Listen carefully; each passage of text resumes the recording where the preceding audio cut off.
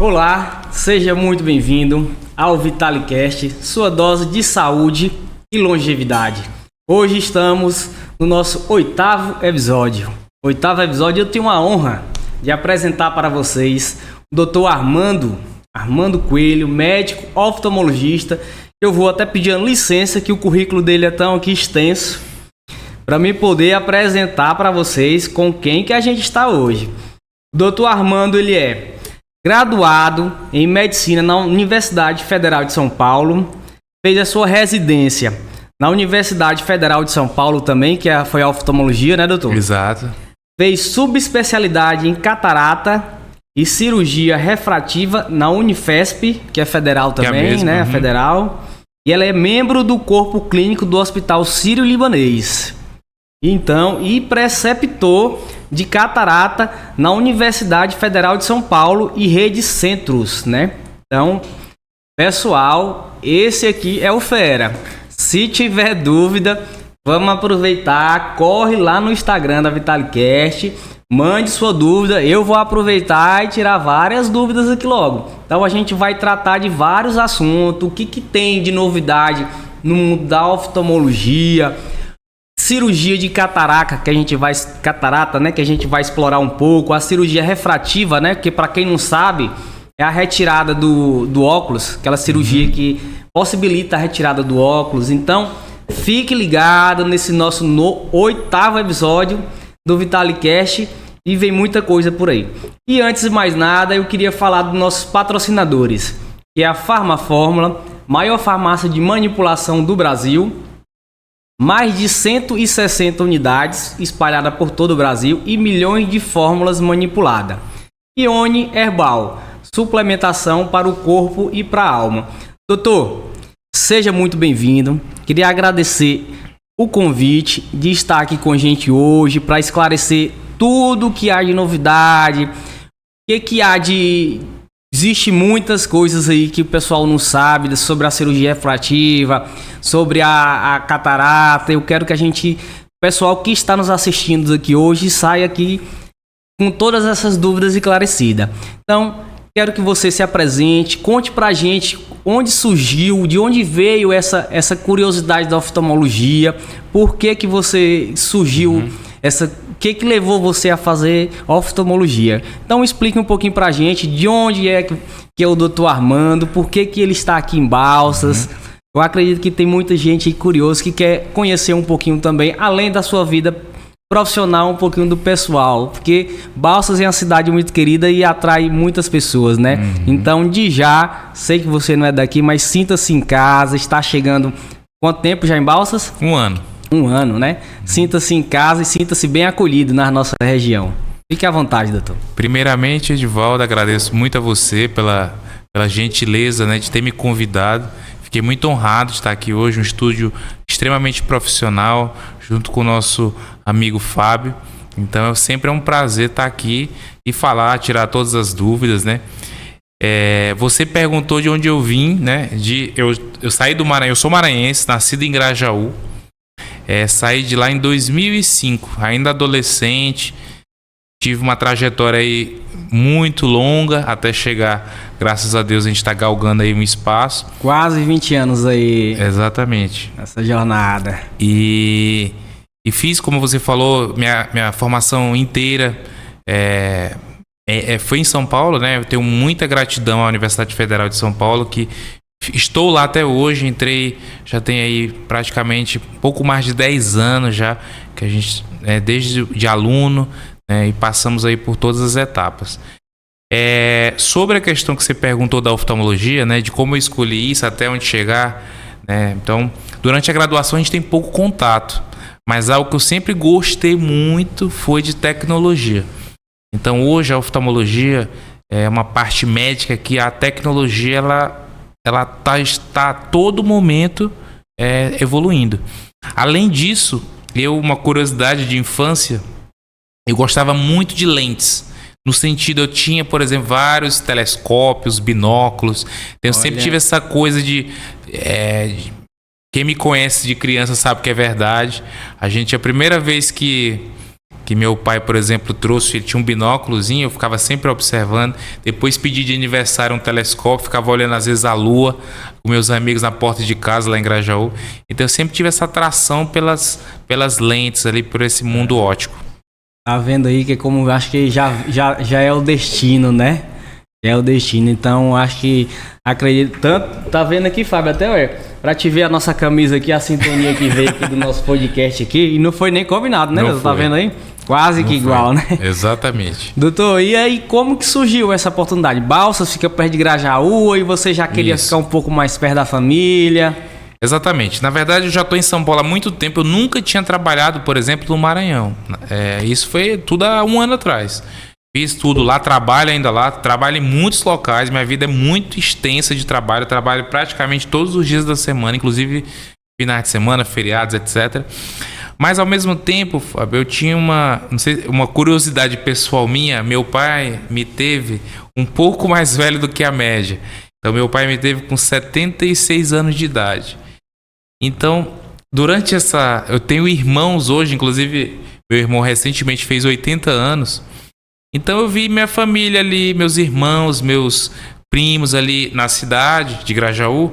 E eu, tive sempre essa saudade de ficar um pouco mais próximo, estava muito ausente. Então por que não fazer um misto entre São Paulo, Balsas ali, Grajaú já está mais próximo.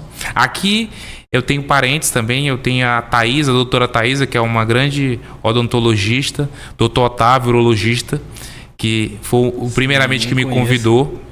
Doutor Huasca, que foi uma pessoa que me ajudou bastante nisso aí.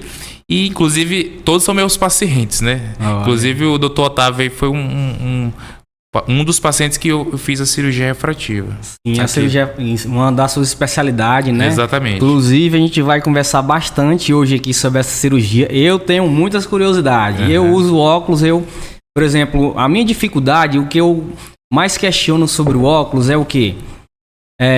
Quando eu vou sair durante o dia, eu tenho uma sensibilidade. E aí, pra mim, eu tenho aquela dificuldade. Eu tenho o meu óculos escuro com grau, né? Uhum. E aí, eu não gosto de estar aquela coisa. Bota um óculos, tira um óculos, bota o outro. Já fiz isso, mas quando eu faço, perde um ou perde o outro. E aí, acaba que fica ruim. Ou então quebra um, quebra o outro. Porque esse negócio de tira e bota que você guarda, não sabe onde é. Exato. E aí eu tenho muita sensibilidade. E aí, quando você faz também, eu acho que já aumenta mais essa sensibilidade, né? A questão de... Ou é questão de... Ou mais algumas pessoas que sentem mais essa sensibilidade quando faz a cirurgia? Na verdade, o que acontece, né? Primeiramente, a cirurgia refrativa é uma cirurgia geralmente... muito bem indicada e muito segura, mas você tem que preencher alguns pré-requisitos. Eu mesmo, por exemplo, eu tenho uma córnea, vamos dizer assim, um pouquinho que a gente chama de assimetria. Então isso é um fator de risco para eu realizar a cirurgia. Mas vamos considerar que uma pessoa tenha mais de 18 anos, tem uma saúde ocular muito boa, um exame físico muito bom e também uma tomografia da córnea. A pessoa consegue fazer a cirurgia refrativa. Hoje a cirurgia refrativa, só para você ter uma ideia, ela é muito moderna e muito rápida. Eu não sei se você tem ideia, mas hoje, por exemplo, vamos colocar uma média de 5 graus, o laser corrige em torno de 8 a 10 segundos.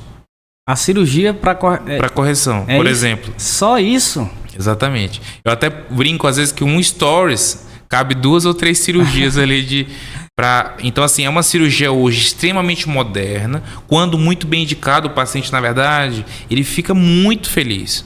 Muda a realidade da vida. Especialmente quando a pessoa tem um grau um pouco maior, porque ele realmente depende do óculos. Às vezes você perde o óculos, às vezes a pessoa não consegue dirigir, não consegue... Às vezes eu atendi uma paciente agora, que ela perdeu o óculos, ela estava com a criança, ela ficava, tadinha, com a criança às vezes de colo, às vezes até esbarrando numa porta, não via as pessoas. Então, a cirurgia refrativa, muita gente acha que é uma coisa estética, mas às vezes é funcional. Eu vou te dar um exemplo. Eu opero alguns médicos, por exemplo, que não dá para ficar colocando óculos de perto e de longe durante uma cirurgia, no ambiente estéreo.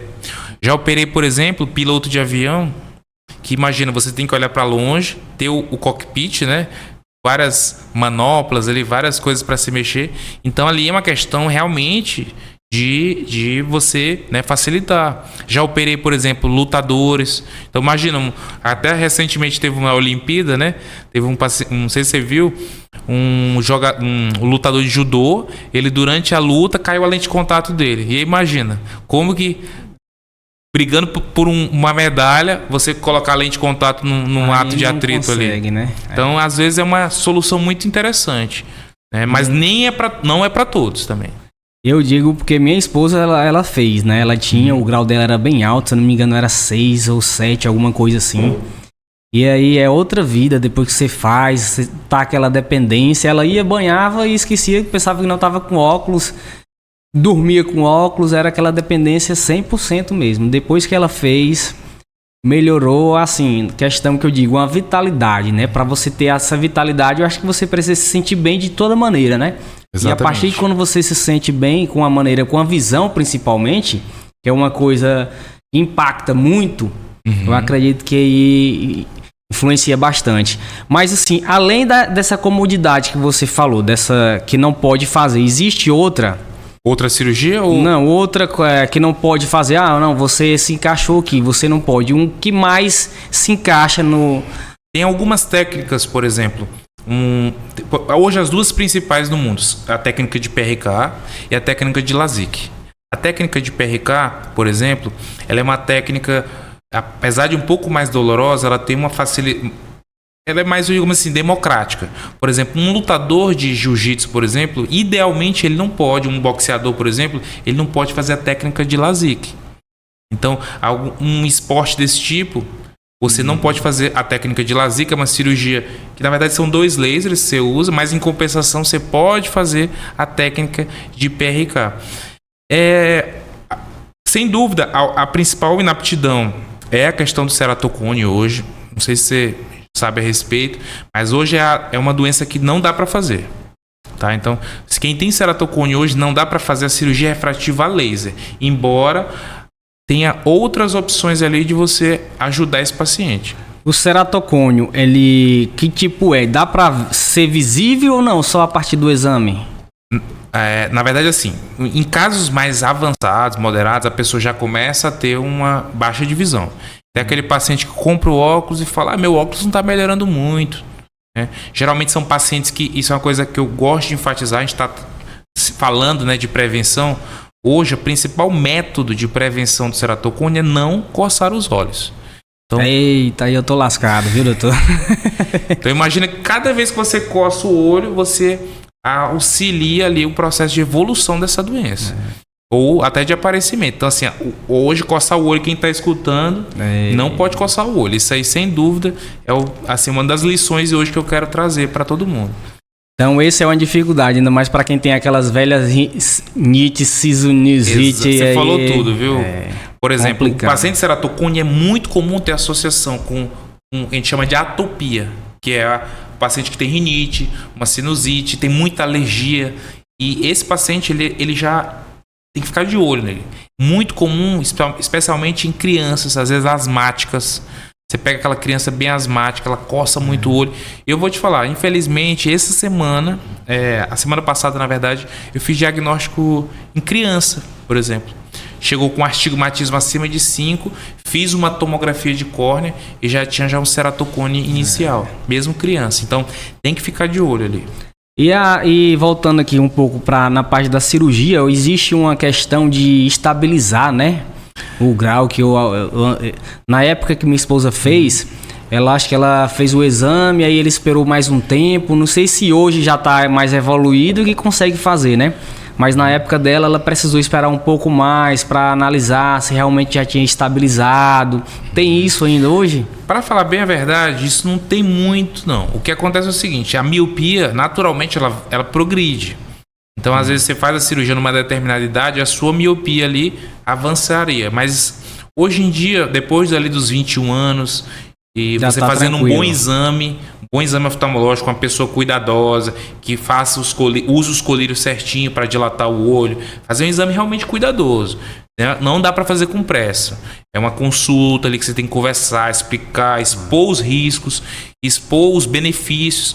Mas quando é muito bem indicada, olha, o paciente fica muito feliz. Por exemplo, eu tenho toxoplasmose, tive, né, em um olho. Já descobri acho que eu já tinha uns 18 anos, por brincadeira, menino brincando, tampei um olho, vi que tava meio ruim, tampei o outro, bom, eu achei estranho, aí procuro um oftalmologista. E aí, nesse caso, existe alguma impossibilidade de fazer? Vamos lá. A toxoplasmose, a cirurgia você atua na frente do olho, na córnea, digamos assim, no vidro do relógio. A toxoplasmose é como se ela estivesse lá no motorzinho do relógio. Às vezes, embora você tenha toxoplasmose, às vezes, por exemplo, sua toxoplasmose ela está numa área que não atrapalha a sua visão. Então, dá para fazer a cirurgia normalmente. Agora, é claro, se sua toxoplasmose está numa área importante da sua visão, aí eu posso até tratar o seu olho, eu posso tirar seu grau, mas é como se o motorzinho do relógio estivesse com defeito. Então ali eu não conseguiria, né, te ajudar tanto, embora o grau eu resolveria, porque são em 2 compartimentos diferentes. Seria no vidro do relógio, digamos assim. Entendi. Eu já até analisei se realmente compensaria, porque o meu é bem no meio mesmo, né? Se compensaria se um dia eu fosse fazer, se ia adiantar fazer nesse olho, né? Porque ele é bem no meio. Dependendo, às vezes ajuda. Às vezes você diminui um pouco o astigmatismo, às vezes você ganha um pouco de campo visual, se seu grau for já alto. Ajuda qualquer coisa. Exato. Né? E a visão é bem importante. E eu tenho o maior cuidado. Pô, já ter quase, eu acho que vamos dizer que uns 60% é ruim ele, né? Então, exatamente. Força bastante o outro, né? Você falou de toxoplasmose, uma coisa que também é muito importante de prevenção, já que o tema é prevenção, gestantes. Tem que acompanhar no pré-natal a toxoplasmose. A toxoplasmose hoje no Brasil, a toxoplasmose congênita, ou seja, que a criança já nasce, ela vem da mãe, né? E geralmente são infecções ali nos primeiros meses da gravidez. A mãe, às vezes, tem só uma pequena diarreia, um pouquinho ali, alguma coisa, mas ela desconfia de nada, né? E a criança, e infelizmente, no seu caso, graças a Deus, você tem um olho, mas infelizmente eu já peguei aqui também bilateral. E aí é cegueira muitas das vezes. Então a gestante de casa aí que está acompanhando tem que ficar atenta com os exames do pré-natal e especialmente da toxoplasmose. Doutor, aí hoje essa cirurgia, você faz todo o processo aqui, mas aí quando é para fazer a cirurgia em si mesmo, aí vai Imperatriz, não é isso? Exatamente. Aqui você faz o pré, né? Exatamente. Aqui a gente consegue fazer avaliação clínica. A gente aqui em Balsas, nós temos a única tomografia de córnea da cidade. Então a gente consegue trazer o paciente, porque antigamente você tinha que ir em Imperatriz para fazer a tomografia para voltar e me mostrar, posso ou não. E era muito desagradável, né? Muito longe. Então hoje, por enquanto, a gente consegue fazer toda a parte de indicação. E aí, ou Imperatriz eu levo, ou alguns pacientes já foram para São Paulo também. Depende de onde você quiser. E aí ele fez tudo aqui, vai lá, só faz a cirurgia e volta no dia seguinte. No dia seguinte, tranquilo. E aí a gente faz o acompanhamento aqui. Como que tá a questão da recuperação? É tranquila? Usa o óculos escuro? Tem que passar? Eu lembro que minha esposa teve que passar, eu acho que eu não me engano, um dia ou foi 2 dias, assim, num ambiente mais escuro, alguma coisa do tipo, né? Tá. Isso é importante. Basicamente hoje, inclusive Imperatriz já faz também. A cirurgia principal, assim, digamos assim, que a gente geralmente faz é o PRK. O PRK você faz, vamos supor, um dia, no outro dia, nos 3 próximos dias, você vai sentir um pouco mais de incômodo, tem uma vontade de ficar mais num quarto escuro, e etc. Te incomoda um pouco mais, você sai com uma lente de contato, mas assim, nada. Hoje em dia você consegue fazer uma boa analgesia, dá uma medicação para dor ali, o paciente fica, né, bem. Só tem que proteger do sol, bem, isso é importante. Essa é a técnica de PRK. Já a técnica de LASIK, que é uma técnica mais nova, mais inovadora, na verdade o paciente ele já sai da cirurgia já com uma boa visão, inclusive com quase 0 de dor. Que é a PRK, na verdade, né? Isso, PRK e o LASIK. Aí, qual que você pode, depende muito da consulta, consulta do seu exame. É a avaliação clínica que diz no caso. Você falou aí um pouquinho também questão do sol, né? ter bastante cuidado. Na verdade, nós moramos numa região bem privilegiada. Eu acho que deve ter um sol aí para cada cabeça. Exato. E aí a gente vê aí, o sol prejudica muito. A gente, por exemplo, a gente usa o protetor solar e não tem como a gente usar um protetor solar no olho. Geralmente deveria usar um óculos, né, com fator de proteção. Quem trabalha bem exposto ao sol, né? Existem vários riscos, a gente sabe, nessa exposição ao sol. E aqui a gente tem várias fazendas, lavoura, e tem muita gente que trabalha nessa exposição ao sol. Que tipo de risco essa pessoa está exposta, doutor? Olha, isso é uma coisa que você tocou que realmente, assim, é extremamente importante e vale de alerta. O sol, ele, assim como na pele, ele tem radiação ultravioleta, do tipo A e do tipo B, e causam problemas. Assim como você tem problemas na pele, você tem problemas no olho. O principal, digamos assim, vamos começar pelo mais comum. Aqui em Balsas, no Maranhão de modo geral, a quantidade de pterígio, aquela carnezinha no olho. Sim, a gente vê muito aqui lá, né? Muito. Eu diria que assim, dos meus pacientes é quase 20%.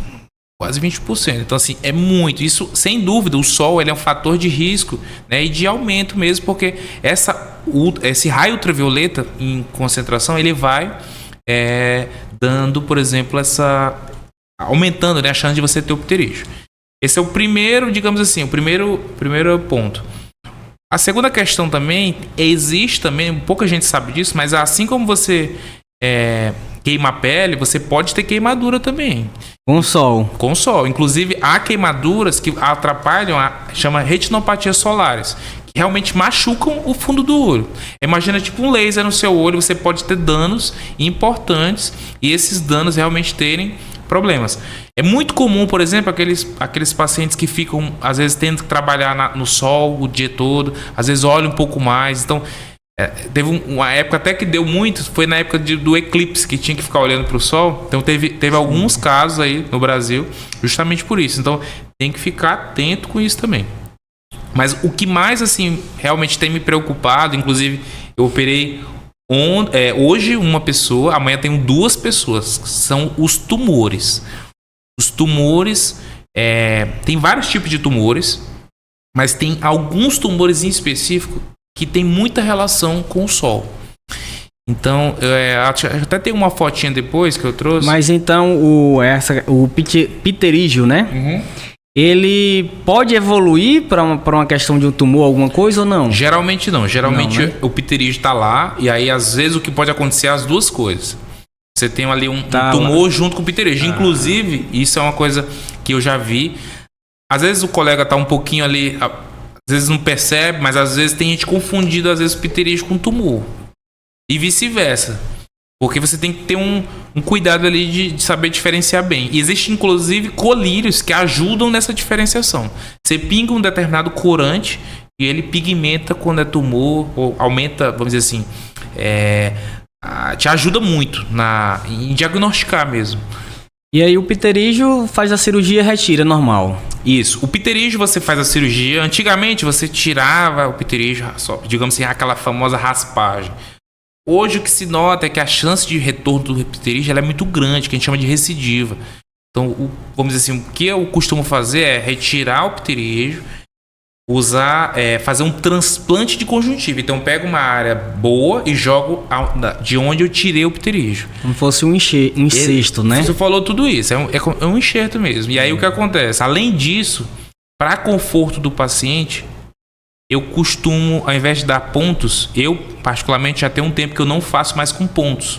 Então a gente usa uma cola importada especial, que essa pterígio você gruda essa membraninha que eu te falei com a cola. Então imagina o paciente, principalmente homem, né? Que homem é um pouco mais mole para essas coisas. Não, homem não pode sentir uma dor de cabeça que já tá de cama. Então o paciente faz a cirurgia, já é uma cirurgia chata com ponto, aí tem que tirar o ponto 7 a 10 dias depois. Já tive paciente que passou mal e tudo. Então assim, hoje em dia eu já não uso mais não com ponto. Eu acho que realmente não tem porquê. Eu acho que é muito mais confortável. A questão do tumor, né? Uhum. Até a gente estava comentando aqui na hora que você chegou, antes da gente iniciar, e aí você até enviou umas fotos pra gente, pra gente poder mostrar aqui, né? Uhum. Tem um mais avançado, tem um estágio mais leve. Aí como que o diagnóstico é feito apenas com esse colírio ou tem que fazer como se fosse na pele, fazer uma retirada, alguma coisa? Vamos lá. A primeira coisa, o diagnóstico é clínico. Então, na verdade, você primeiro conversar com o paciente, entender um pouquinho, doutor, isso aqui, por exemplo, eu tenho desde criança, ou então, não, que nem hoje. Aconteceu, tá aumentando. Então, você já vai vendo aquela história diferente. A primeira coisa é a anamnese, né, que a gente fala. O segundo ponto é exame físico. Então, um oftalmologista, ele tem uma lâmpada, que a gente chama de lâmpada de fenda, que na verdade é um pequeno microscópio. Você consegue analisar de maneira muito pequena as estruturas. E quem tem hábito de ver tumor, consegue fazer diagnóstico geralmente assim. Os tumores... Alguns tumores sim, outros são tumores lá de dentro, mas no geral esses tumores você consegue ver pela lâmpada. E aí, claro, você tem um colírio ali, ele te ajuda a consolidar o seu diagnóstico. Sobre o tratamento, vamos lá. Primeira coisa é prevenir do sol. Aí faz a retirada no caso também, né? Depende. Não, né? Eu vou te mostrar, por exemplo, um caso, isso é uma coisa que pouca gente sabe, mas existe colírios de quimioterapia. Então, eu vou te mostrar um caso que é 100% colírio. Então, o paciente, aquela quimioterapia, de tomar quimioterapia, digamos assim, na veia, ficar... Isso já é uma evolução. Muito. Então, você consegue, por exemplo, eu vou mostrar um casinho, eu vou tirar uma foto. A gente tratou 3 meses, colírio. Ele fazia 1 semana, só por mês, e o colírio sozinho, muitas das vezes, ele regride e some o tumor mesmo. Que bom, né? Aí, em outros casos, você faz misto. Às vezes, você usa o colírio e quimioterapia, diminuiu bastante, precisa retirar. Você faz, por exemplo, uma retirada cirúrgica. Mas assim, tem muito hoje conforto ali que você... Não é aquela coisa assim... A parte oftalmológica a gente pode conversar bastante, que tem muita coisa para discutir.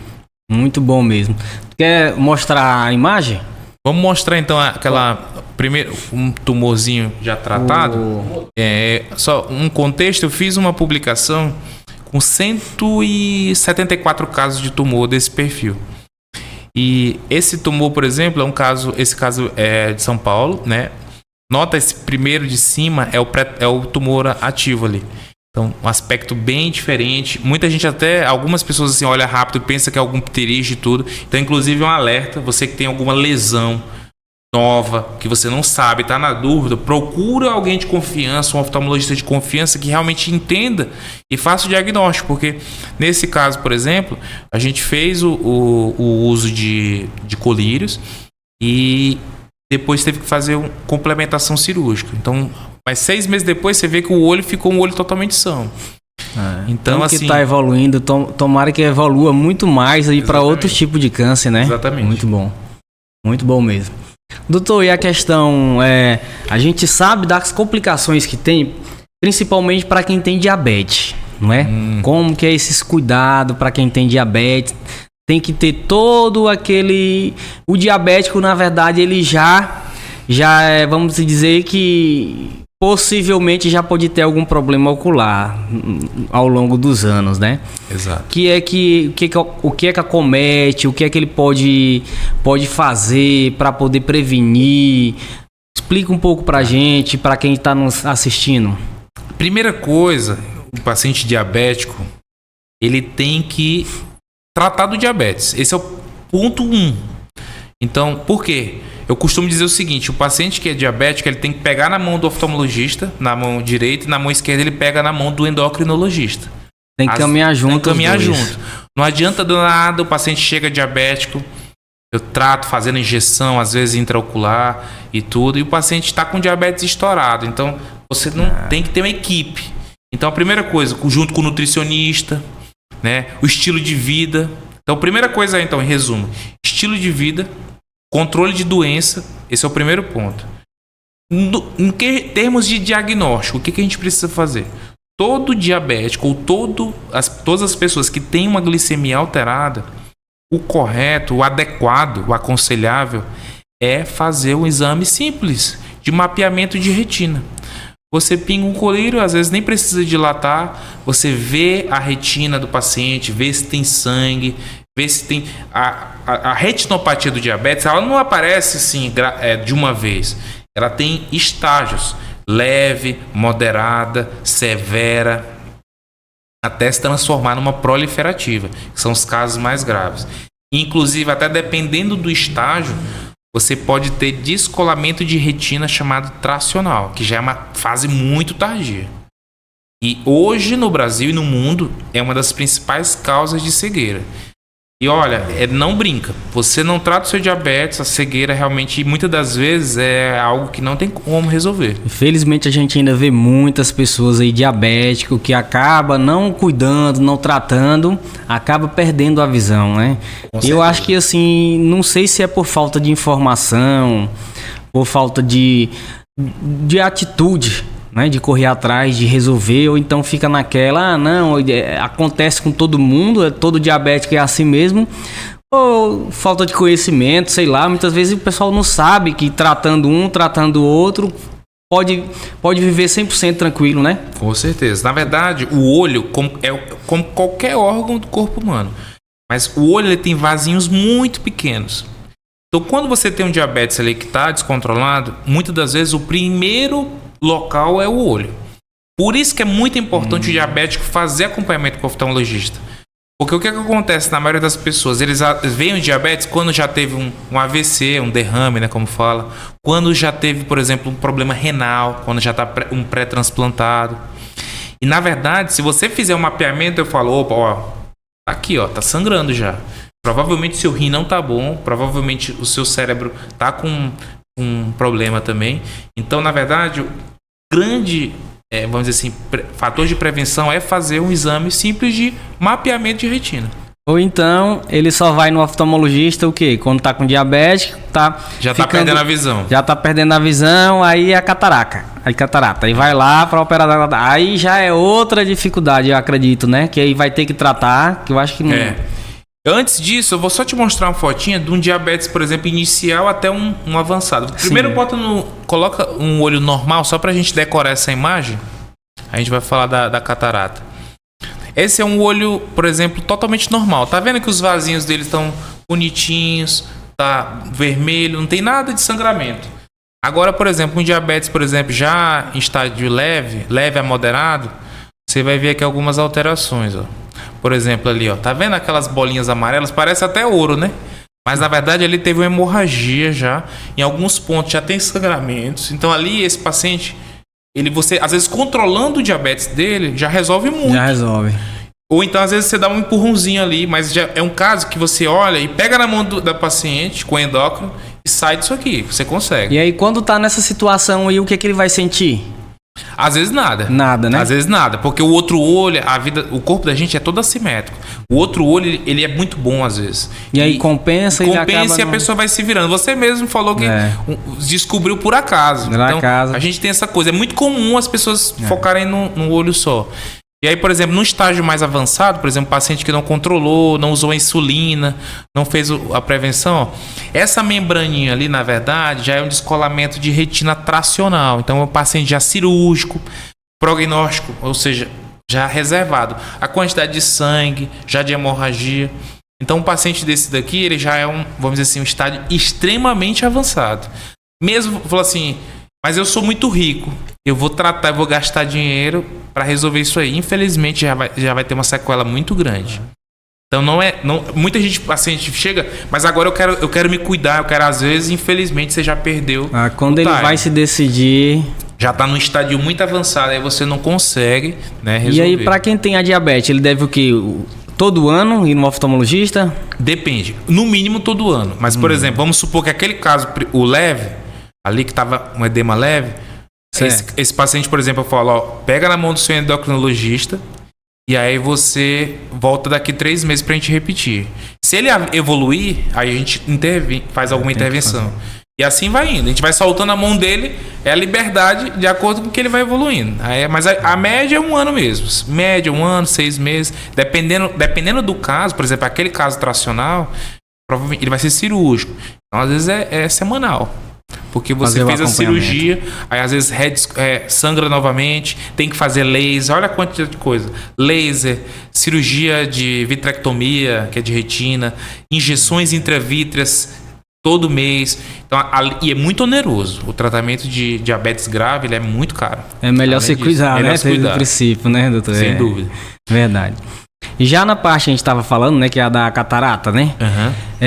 Geralmente, pelo que eu vejo, só para tirar uma dúvida, pelo que eu vejo, eu acho que todo mundo vai ter. Porque a gente vê, parece que todo mundo, quando chegou a uma idade, nessa certa idade, a gente vê só aquele mutirão, aquela fila de gente.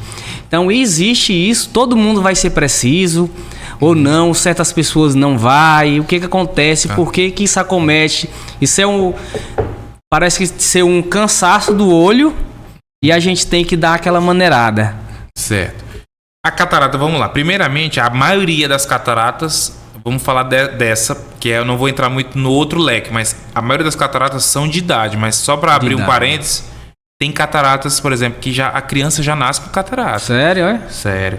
Tem cataratas... E aí, mas aí já opera logo, às vezes, trata, às vezes, já às faz vezes, a cirurgia logo. No menos de um ano, dependendo do caso.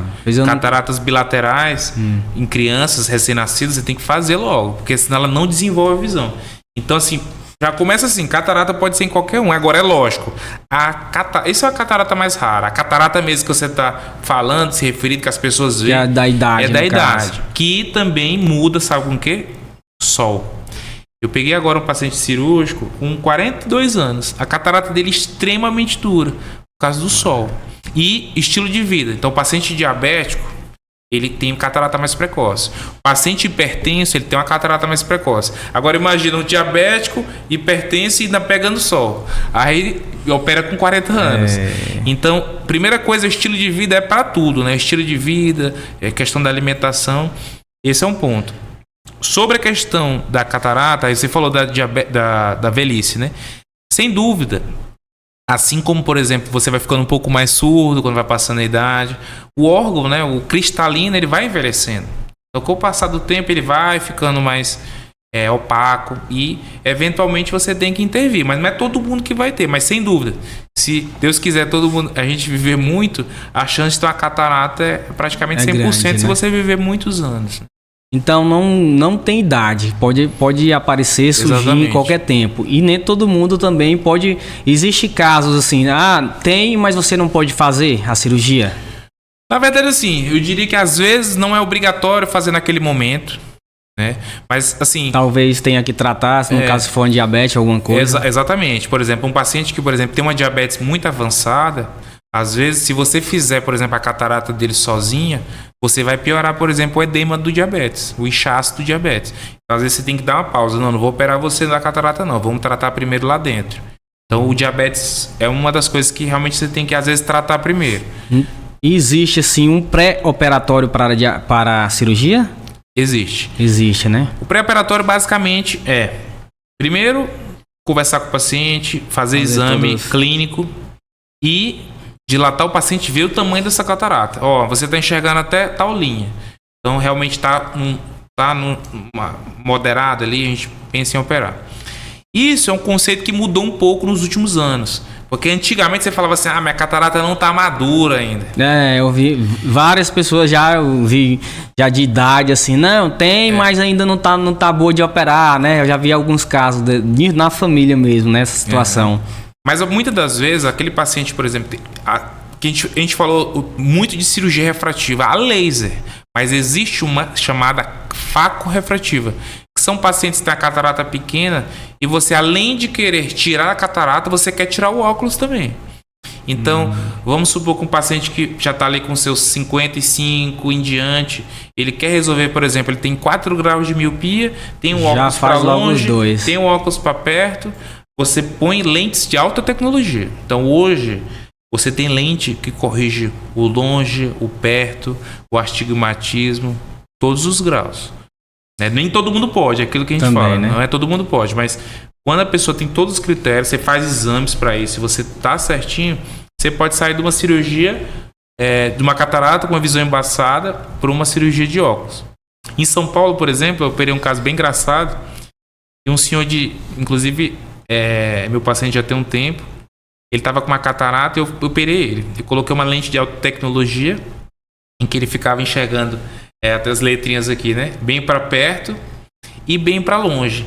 E ele falou que foi muito engraçado porque a filha dele tinha um carro que ele achava que era dourado, mas na verdade era prata.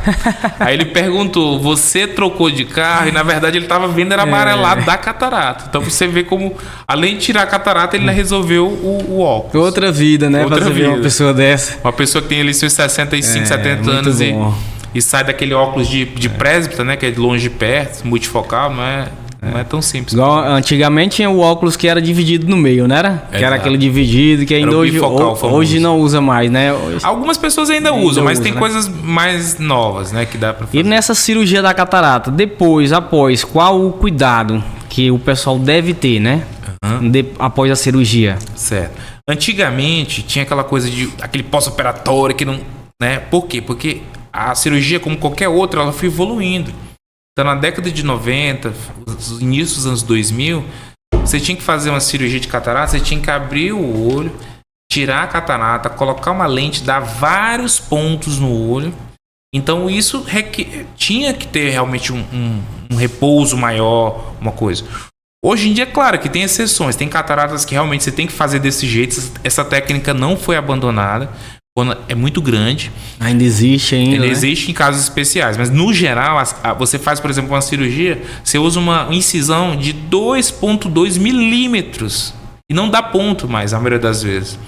Então, aquele paciente, por exemplo, às vezes o paciente chega no consultório, ele faz a cirurgia, às vezes no mesmo dia, ele já está com uma visão ali quase que 100%. Então, assim, lógico que tem que evitar de pegar peso, né? Aquela coisa, mas... sol... e também, né, tudo.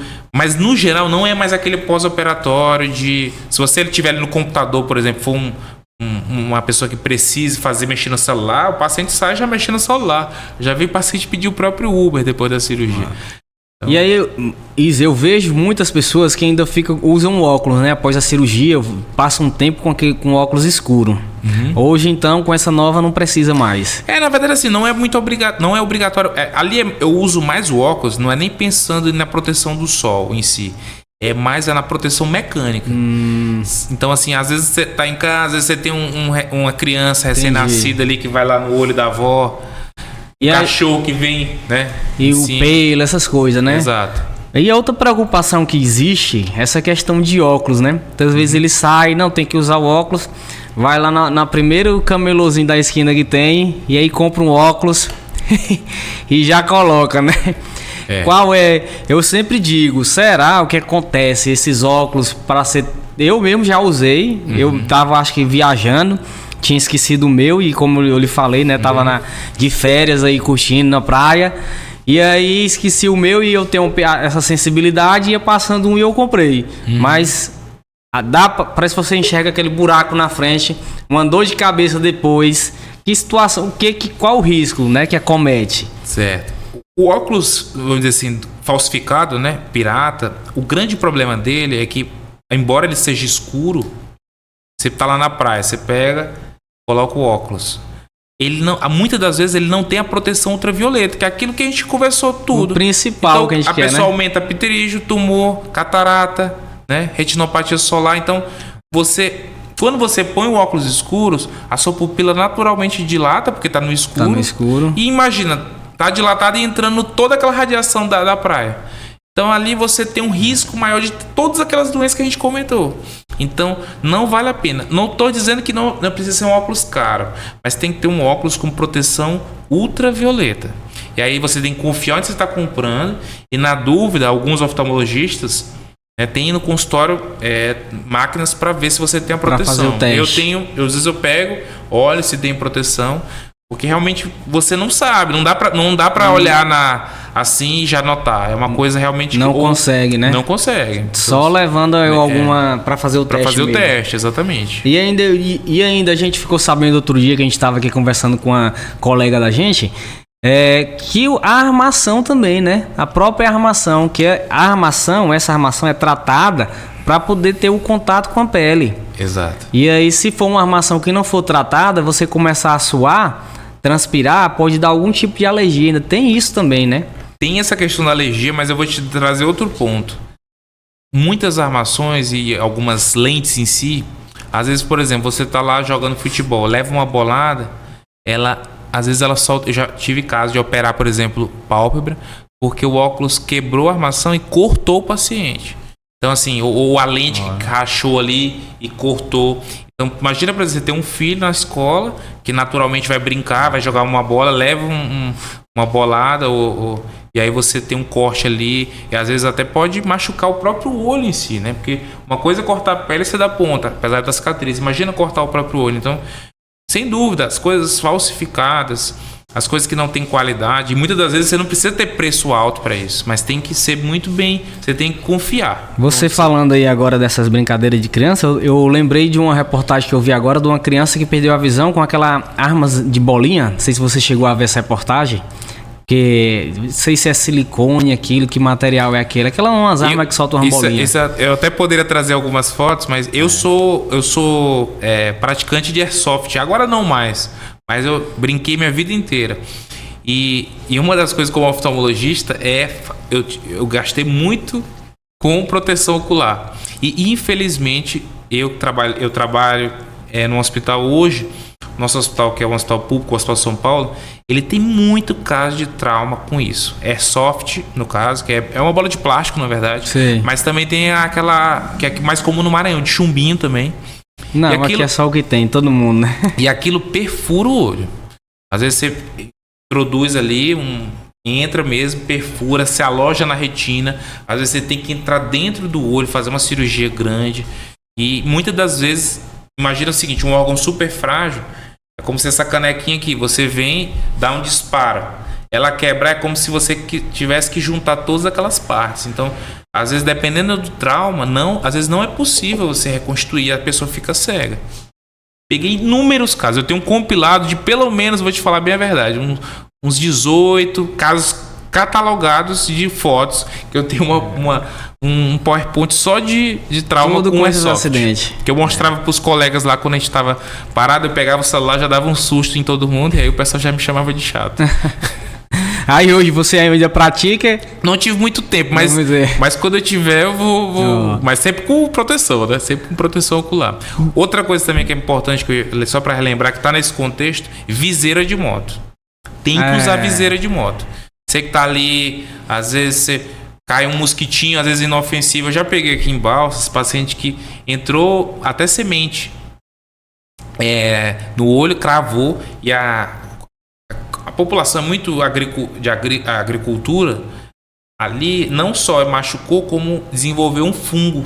E ali você pode ter outro problema, úlceras por infecções, por exemplo, por plantas. Muito comum em trabalhador aqui em Balsas. A gente, por exemplo, tá andando atrás dos caminhões, né? E vê muito caindo aqueles grãos, né? Exatamente. Eu acredito que deve ter sido. E às vezes até uma pedrinha, às vezes, porque é tudo no chão, né? Então tem bactéria, fungo, enfim, qualquer tipo de germe ali que pode... Isso é muito importante. É para nós, pelo que eu tô vendo aqui, para nossa região, o que acontece muito sol, esse tipo de problema, né? O que mais que aparece lá no seu consultório? Muito, assim, muito. Falta de EPI, ou seja, né? Paciente que tá lá lixando, ou então, eu não digo nem o trabalhador que tá todo dia, porque esse, por incrível que pareça, ele se cuida. Às vezes é a gente que tá ali no...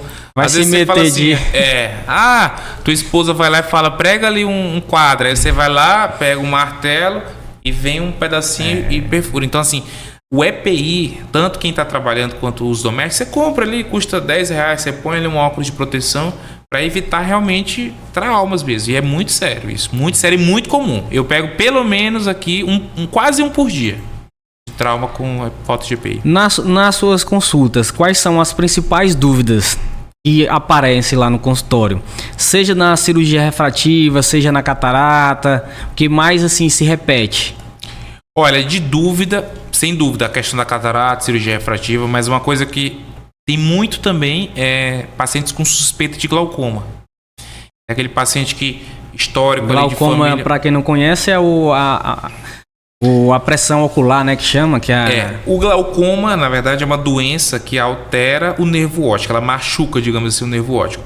Inclusive, tem glaucomas que tem a pressão normal, mas a maioria realmente tem a pressão alta. E aquilo é como se estivesse matando o nervo. E o problema do glaucoma em países desenvolvidos, e o nosso também, infelizmente já tem esse ranking, é que o glaucoma é uma das principais top 3 causas de cegueira hoje O glaucoma? Glaucoma. E é silencioso. Mas não tratado, no caso. Não tratado, mas o problema é que ele é silencioso. Você não sente nada, você só vai perdendo campo de visão. Imagina que você vai... É como se você colocasse um cano e você ficasse olhando e perdesse toda a periferia. E vai estreitando. E não é e não é assim, do dia pra noite. É tão devagar que às vezes você pega o paciente com um estágio já bem final. E o glaucoma, ele tem alguma relação? Ele é hereditário? De onde que aparece? Vamos lá. O glaucoma, ele tem várias origens, mas sem dúvida o fator hereditário ele contribui muito. Eu mesmo tenho um irmão com glaucoma, tenho uma irmã com glaucoma e eu tenho um suspeito de glaucoma. Acompanho já tem, apesar de ser jovem, já tem 15 anos que eu acompanho. Não tenho glaucoma ainda, mas eu tenho um nervo que a gente chama de nervo suspeito. Então você tem que acompanhar, porque se caso em algum momento da sua vida altere, você vai lá e trata. Tá? Então o fator hereditário ajuda muito. Outra coisa que ajuda muito é o uso abusivo de corticoide. Tá? Já peguei inclusive algumas adolescentes asmáticos que às vezes tem essa mania de tomar muito corticoide por asma, enfim, rinite, essas coisas. E as mães, às vezes um farmacêutico que inadvertidamente prescreve corticoide e colírio. Usa como se fosse colírio lubrificante. Isso aí dá problema, aumenta muito a pressão. Inclusive. Doutor, outra curiosidade que eu já vi algumas vezes na rua a gente acaba olhando mesmo, essa parte do olho, ela parece que ela tipo tem uma ponta meio saliente assim pra fora. Não sei o que seria, como se fosse uma... eu já até andei pesquisando do ceratocônio. Ceratocônio, né? Que tem uma... Como se fosse uma coisa realmente de cone pontuda, pontuda, né? Sim. Na verdade... Isso aí é o quê? O que explica isso aí? Imagina o seguinte, a córnea do paciente, ela tem um formato mais ou menos assim, e aí por coçar o olho e por fatores também de familiares, a sua córnea ela vai ficando pontuda. Qual que é o problema? Mas não ligo se ficar pontuda, não é estético. O grande problema é que você vai aumentando aquela curvatura e chega uma hora que o seu óculos começa a ter um grau tão alto que você não consegue corrigir mais com óculos. É muito... Às vezes o paciente ele só consegue corrigir aquilo com lente de contato rígida, que são lentes mais duras, às vezes, como diz o nome, para você dar uma boa qualidade visual. Às vezes ela fica tão curva, ou seja, tão cônica, que não dá mais jeito. Mas aí consegue colocar uma lente com o olho daquela maneira? Às vezes não. Às vezes você consegue colocar, você pode fazer, por exemplo, uma lente de contato, você pode fazer uma técnica laser de crosslink para evitar de progredir, mas às vezes no estadio muito alto é transplante de córnea. Inclusive hoje uma das principais indicações de transplante de córnea é ceratocônia em jovem. E aí fez o transplante e resolveu? Ou não? Nem sempre. Muita gente às vezes acha que o transplante é uma solução dos problemas e às vezes pode ser o aparecimento de outros. Por quê? Dependendo do transplante, você aumenta o seu grau depois. Você tem chance de rejeição, então você tem que fazer um segundo, às vezes um terceiro. Você pode ter um risco de infecção. Como que resolve isso? O melhor é prevenindo, não coçando o olho e fazendo acompanhamento. Viu a tomografia que a gente tem, por exemplo? Fez a tomografia. 3 meses depois alterou. Então vamos já ver o que está acontecendo. Dá um colírio, por exemplo, para não coçar o olho. Você pode fazer. Você pode, de repente, às vezes, conversar com o paciente mesmo, né? Isso é o principal, que às vezes a pessoa acha que é bobagem. E eu gosto, eu mesmo faço os exames muitas das vezes. Eu pego no braço do paciente, atrás do quem vai na clínica sabe disso. Que realmente eu não. Às vezes eu mesmo faço, a maioria das vezes eu trago o paciente para trás do exame e falo: isso aqui é você em 3 meses atrás, esse aqui é você agora. Você tá vendo o que aconteceu? Então vamos parar de coçar esse olho. Eu pego na orelha mesmo. Doutor, eu não sei se é certo, mas, por exemplo, eu como coça muito meu olho, e aí eu tento evitar o máximo, né? Que eu sei que o correto é você pegar aqui na lateral, puxar e fazer a massagem, né? E aí, quando tá muito, eu vou na torneira, abro a torneira e fico com o olho piscando, não sei se é o certo, né? Colocando água do olho, no caso? Isso. Como se fosse lavando, né? Isso é uma maneira mais, vamos dizer, menos ruim. Na verdade é o seguinte, se você hoje, o que acontece? O que é feita a água? Ela é de sódio, principalmente, né? NaCl, né? Aliás, H2O e tem sal. Então é água com sal. Um soro, por exemplo, fisiológico, ou a água da pia, às vezes a gente não sabe, mas tem vários elementos ali que são irritantes para o olho. Cloro, sódio, enfim, vários. E isso, quando você coloca no olho, você pode até machucar o seu olho, na verdade. Então, se você tá com coceira, tá sentindo que ele tá seco, você deve, na verdade, pingar um colírio lubrificante. Lubrificante normal. Lubrificante, ele já vem com a solução pronta. Inclusive, hoje, tem muito lubrificante sem conservante, que ainda é um, vamos dizer assim, é um pouco mais moderno, porque... Olha, só falar... Vou te trazer um lubrificante. E aí, o lubrificante, você, além de lubrificar, como diz o próprio nome, ele ajuda a você também não coçar. Então, use um lubrificante, ou às vezes se você coça muito, tem colírios antialérgicos que o seu médico de confiança pode prescrever, que geralmente resolve bem. Doutor, a gente já está quase aqui no nosso final. Queria que quem deve procurar um especialista, um oftalmologista?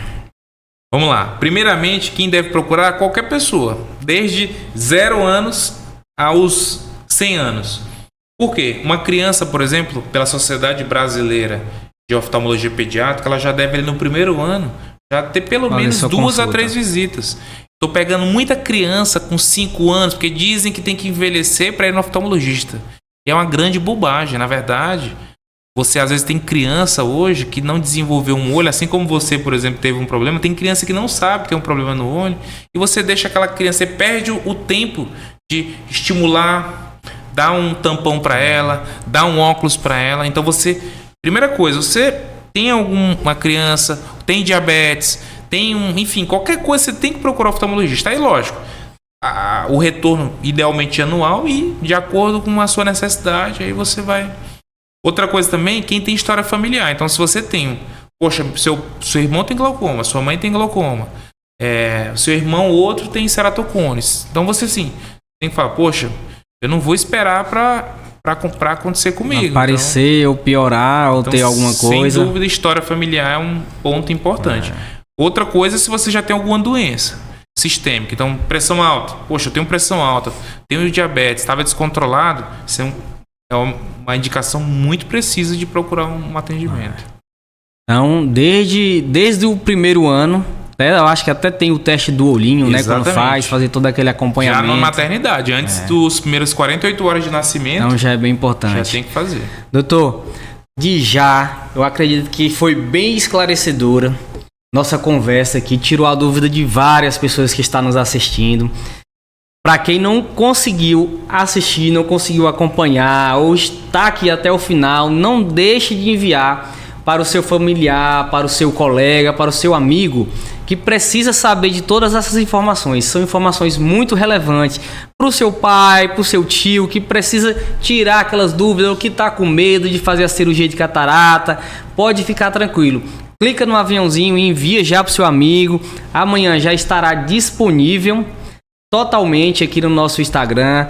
E quem não acompanhou pode ir lá atrás aí, que tem vários episódios com bastante informação. Doutor, eu queria que você, quem quiser aí encontrar o Dr. Armando, como é que faz, quiser marcar uma consulta, tiver interesse na cirurgia refrativa, quiser saber um pouco mais, como que pode estar sabendo? Explica um pouquinho pra gente. Maravilha. Primeiramente, agradecer o convite, fiquei realmente muito honrado de estar aqui com vocês. Então, sobre a sua pergunta, eu fico em São Paulo, grande parte dos meses, mas todos os meses eu estou aqui em Balsas. Eu fico na clínica Mais Centro Médico, aqui em Balsas. Fico lá em Imperatriz também, na clínica Lume. Geralmente eu fico uns 10 dias por mês e volto para São Paulo. Então, tem basicamente três cidades. Em Balsas, na Mais Centro Médico, em Imperatriz, na clínica Lume, e em São Paulo, no meu consultório, e em vários outros locais que eu atendo. Seu Instagram, deixe seu Instagram para quem quiser, não lhe segue ainda, lhe seguir. Lá acho que tem mais informações também onde pode marcar a consulta, né? Exato. Meu Instagram é meu nome completo, Armando Coelho Brito, e será um grande prazer atender, especialmente a população do estado que eu nasci, que eu me sinto lisonjeado de poder retribuir o que eu aprendi depois de tantos anos de estudo. E eu realmente, isso é uma coisa que eu me senti muito, vamos dizer assim, abraçado de poder trazer o que a gente tem de novo para o nosso estado. Eu acredito que Balsas ganhou bastante com mais um profissional aí de qualidade que chega aí para nossa região, e o mais importante, ele é da nossa região. Então, doutor, mais uma vez, seja muito bem-vindo a Balsas e obrigado por essas informações que está enriquecendo aí nosso podcast, nosso Instagram com informações sensacional. Pessoal, esse foi nosso 8º episódio do VitaliCast. Não deixe de acompanhar se você chegou agora. Amanhã já estará disponível na íntegra e até a próxima.